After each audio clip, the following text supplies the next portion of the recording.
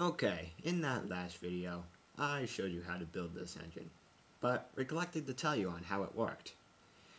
This engine has no external valves,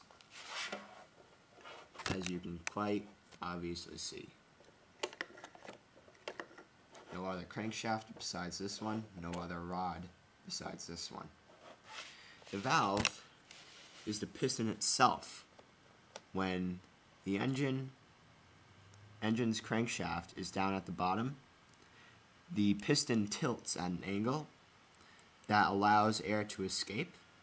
So as it's pulling it back, the air being sucked in from the vacuum over here is let past the cylinder, and as it comes up, it closes the gap in between the cylinder and the piston and pulls it forward. Then as it ends its stroke, the piston starts to tilt and allows the air to escape, and the flywheel keeps the momentum and brings it back to the back position, and then the entire cycle continues.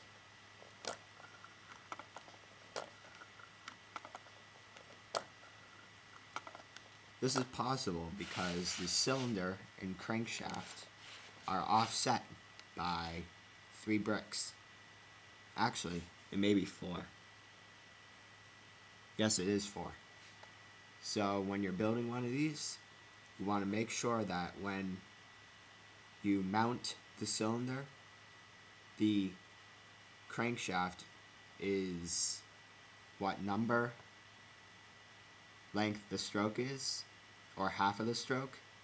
The cylinder center is higher than the crankshaft center. So this is a 4 brick tall stroke, or half of it.